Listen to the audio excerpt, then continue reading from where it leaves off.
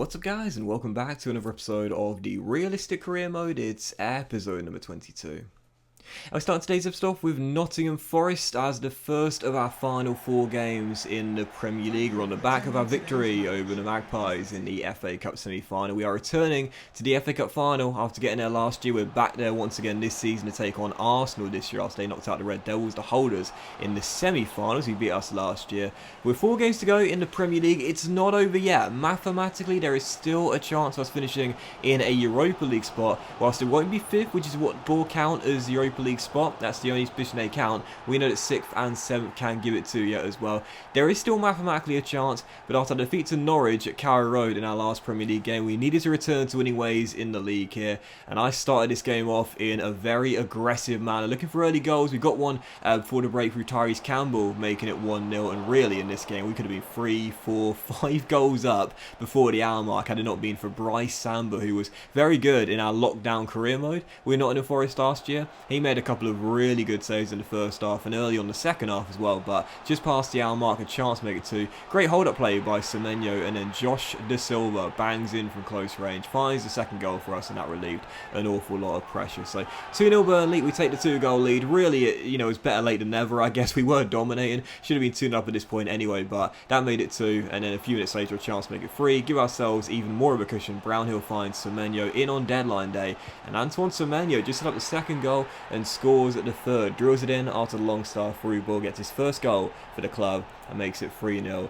to Burnley. So points in the bag at this stage, though unfortunately with 4 minutes to go here at Forest, looking for a consolation goal, and as you'll see, I'll spoil it for you, they got one as well through Gregorich, sorry not Gregorich, I can't pronounce the name, Niederlechner, makes it 3-1, and Forest get themselves a consolation goal. But to be fair, as you'll see the league table in just a moment's time here, as our chance of reaching the Europa League still is mathematically possible. We love 9th place, don't we? We're 6 points behind Wolves, so we do have the game in hand, so win that and we'll cut it to 3 with 2 games to go. So destiny will still be firmly in Nuno's hands, but we could still do it. But as for Nottingham Forest there, 9 points the gap now between them and the bottom 3, and they're safe. They are safe, and I have to say that's really cool as well, because I know you guys have noticed this as well. You see a scouting update and an academy update here, but I mentioned this very recently. Normally in FIFA career mode, like the relegation teams and the promotion teams, they're kind of like yo-yo, like year after year. What you'll notice is that the teams that go down are often the teams that will go up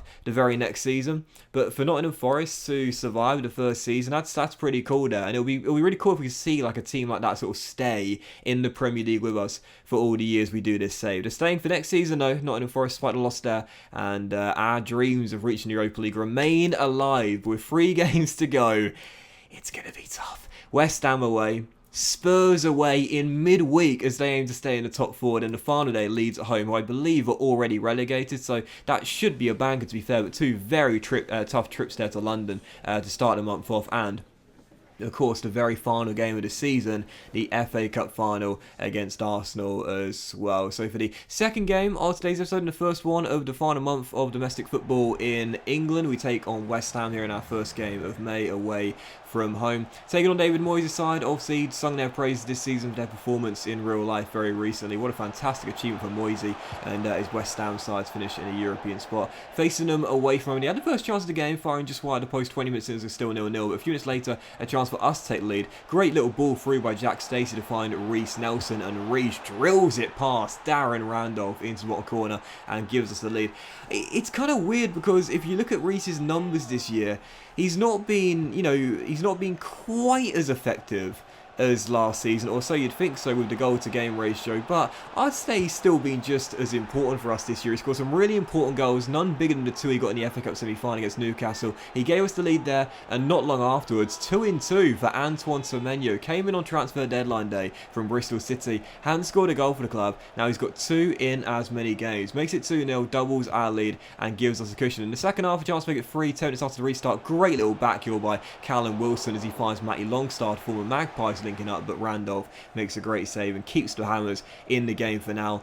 But really, despite the early chance of West Ham, it was all Burnley in this game. Just like against Nottingham Forest, we should have had more. Points should have been wrapped up earlier. Another great chance here, 73 minutes in, but once again, Darren Randolph, MGH favourite, makes the save and keeps it at 2-0. So the Hammers still in the game courtesy of their shot stopper, and they took the chance he gave them as well. Ben Aram with 8 minutes to go gets them back in the game. Half deficit makes it 2-1, but just like against Nottingham Forest, despite conceding early and losing our clean sheet, we do hold on to the 3 points. So 2 games to go. Wolves win once again in their game prior to our one, so the gap is now 6, which means that we need to win both of our remaining games, including Spurs away in midweek, hoping to stay in a top 4 place. And also, Wolves need to lose on the final day at home to Fulham, and there needs to be a goal difference swing of +6.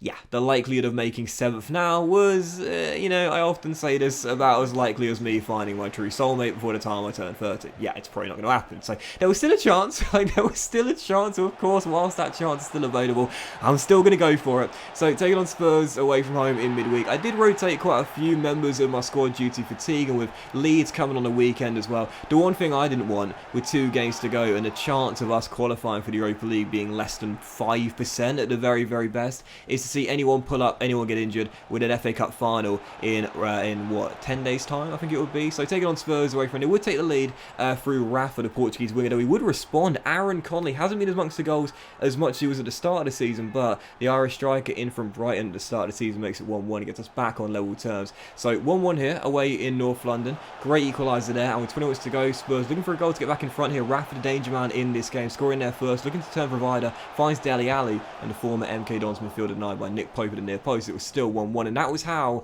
the game would finish. So in the end, a draw kind of felt like defeat, because mathematically it meant we could no longer catch Wolves on the final day. The gap was going to be 5, and therefore that's too many points for us to make up on the final day. But in the end, it's a credible result, and what it does mean as well is you see the league table here with 4 points off Everton in 8th, but with 4 points clear of Leicester in 9th. So that does mean we finish in 9th place, even with a game to spare. And you have to say, as we go into the final day against already relegated Leeds United here, that's good enough for me. Like, if you would have offered me 9th place come the start of the season, I'm not going to say I would have bitten your hand off, but I certainly would have taken it, shook your hand and said thanks very much, because top 10 is more than good enough for Burnley in this second season. That's a good enough achievement, no doubt about it. I said this season what I wanted to do was try and break into the top 10 if we could. I knew it would be difficult, but if we could cement a top 10 place, we've done that. But the board said at the start of the season, finish in the Europa League spot. They only count that as 5th, or as we know, of course, 6th and 7th can give it to you based on cup qualification. But, really that's a bit too ambitious in just our second season at Turf Moor with, admittedly, a team that's growing very nicely and gelling well together. But it's still very, very tough for me to do that in just season 2. So to finish in 9th place, and it's kind of fitting really, because we've been locked into 9th practically all season long. Briefly we were in 10th, briefly we were in 8th, but 9th place has been our home this season, and that is where we're going to finish. So taking on Leeds, final day of the season, they take lead for a Rafinha penalty before Tyrese Campbell levelled it for us practically straight from kickoff. Right before the break, this was really sad to see. Antoine Semenyo, 2 goals in his last 2 starts for the club. Going to shoot from cutting from the left-hand side, gets taken down, stays down, and during this passage of play, a double whammy. Semenyo forced off through injury, we go down to 10 men, and Eddie Nketiah, bit of a star in our QPR save back at the start of the FIFA year, makes it 2-1 and restores Leeds' lead. So Semenyo forced off through serious injury, Dwight McNeil comes on, and we go back a goal down as well. Very frustrating indeed. But in the second half, trying to get back in the game and back on level terms for the second straight time, I would do so as well. That man, once again, talking a great end to the season. Semenyo's done well, but this guy's done even better. Tyrese Campbell with yet another goal, gets his second of the game, makes it 2-2 and puts us back on level terms. And just past the hour mark here, still tied at 2-2. Didn't want to slip up on the final day against an already relegated side. Wanted to bow out with a victory, even if it meant absolutely nothing for us whatsoever. And just past the hour mark here, Dwight McNeil comes off the bench and bags, I believe, goal number 5 of the season.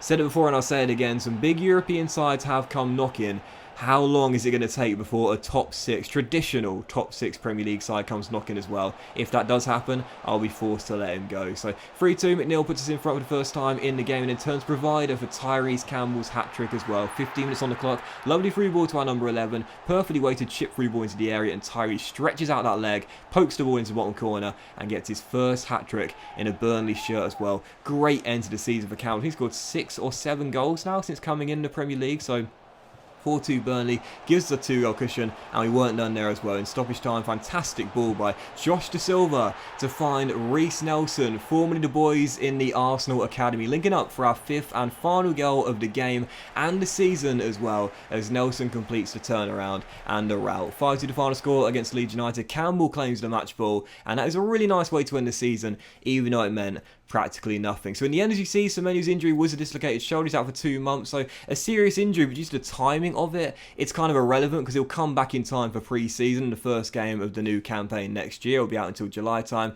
And the final look at the league table, Man City win it, Spurs, Liverpool and Arsenal finishing in the top 4, Manchester United, Chelsea and Wolves in the end do finish in those European spots, and as you see there, 66 points, 64 goals scored this season. Very impressive indeed. Our defensive record not the best, but 64 goals, that is impressive. And finishing in 9th, at the start of the season, I certainly would have taken it, and I'm happy with that. The board might think we've underachieved, but come on lads, be realistic. That is a tough objective for us this year. Finishing in 5th, yeah, come on now. But Harry Kane won the Golden Boot though. Christian Pulisic not too far behind. And Callum Wilson in the end with 18 goals this season in 33 games, finishing 3rd place. Not a surprise though. We know this guy has got a great goals to game ratio, and he's done it for Burnley like he did for Bournemouth and the Magpies last season as well. He was also in the top 3 for assists as well, alongside I believe Da Silva and Nelson. So a top 3 for Burnley in the assist charts. You know I like to see that. And Nick Pope was also 4th in the clean sheets charts with 14 in 38, though Bernd Leno won the Golden Glove this year, and as you'll see, was goalkeeper of the tournament as well. As you see, the team of the tournament, once again, Ben Mee, club captain, made it into the team of the tournament. He's been here for over a decade now, I believe, so that's really cool. Back-to-back team of the tournament awards for Ben Mee, the skipper. Harry Kane did indeed win the Golden Boot, as we know, and he also won the player of the tournament as well. So as we close out the Premier League season, 9th place, I'm absolutely buzzing with that, and a really good run of form to end the season as well. Only 1 defeat in our last, I believe, 6 or 7 Premier League games. So heading into the FA Cup final, taking on Arsenal, we know this will be difficult. We know we will be underdogs. We're taking on the most successful team in FA Cup history. No one's won it more than them. I think they've had 4 FA Cups in the past decade as well. Just like last year, we're the underdogs, but just like last year, we'll give it our very best. But that will end the episode though, guys. Have a fantastic day. Much love to you all, and I'll see you for the season finale, the FA Cup final against Arsenal at Wembley very soon.